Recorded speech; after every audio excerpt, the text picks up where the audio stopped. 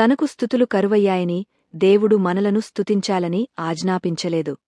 అందరూ తన గురించి గొప్పగా చెప్పుకోవాలని తాపత్రయపడడానికి ఆయనేమీ మనిషి కాదు. ఆయన తనను స్తుతించాలని ఆజ్ఞ ఇస్తున్నాడంటే నిజానికి మనల్ని ఆయనలో ఆనందిస్తూ ఆనందాన్ని వెల్లడి చేయాలని చెబుతున్నాడన్నమాట.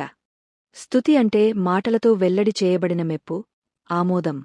మనుషులు తమకు ఏవైతే మంచివిగా, అందమైనవిగా, శక్తివంతమైనవిగా, అర్థవంతమైనవిగా అనిపించినవో వాటిని పొగడుతారు. తమకు యోగ్యంగా అనిపించిన దానిలో తమ సంతోషాన్ని వెల్లడిస్తారు. ఉన్నతమైన మంచితనం, అందం, బలప్రభావాలు, అర్థం దేవునిలోనే ఉన్నాయి. ఈ విశ్వంలోని వస్తువులు, మనుషులు, జీవులన్నిటిలో అందరికంటే మిన్నగా స్తుతికి పాత్రుడు ఆయన.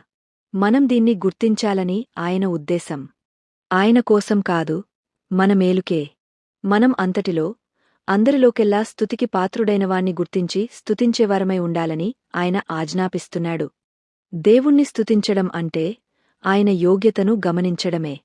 అంటే అతి శ్రేష్ఠమైన, ఉన్నతమైన దానిలో మన ఆనందాన్ని కనుక్కోవడమన్నమాట.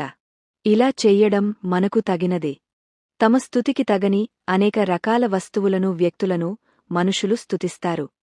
అయితే దేవుణ్ణి ఎరిగినవారు స్తుతికి పాత్రుడైన ఆయన్నే స్తుతించడం తగిన పనికాదా?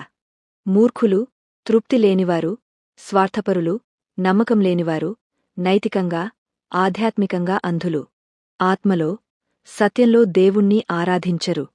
వినయ మనస్కులు, న్యాయవంతులు, జానప్రకాశం పొందినవారు, సత్యాన్ని గ్రహించినవారు అలా చేయగలరు, చేస్తారు. దుర్మార్గులు తమ లజ్జాకరమైన విషయాలను బట్టి ఆనందిస్తూ లోక సంబంధమైన వాటినే పొగడుతూ ఉంటారు.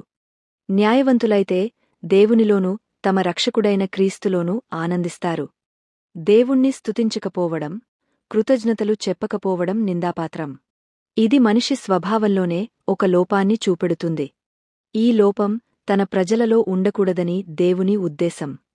స్తోత్రాలు చెల్లించడం, పాటలు పాడడం, దేవుణ్ణి కీర్తించడం ఇవన్నీ వారికి స్వతహాగా వస్తాయి.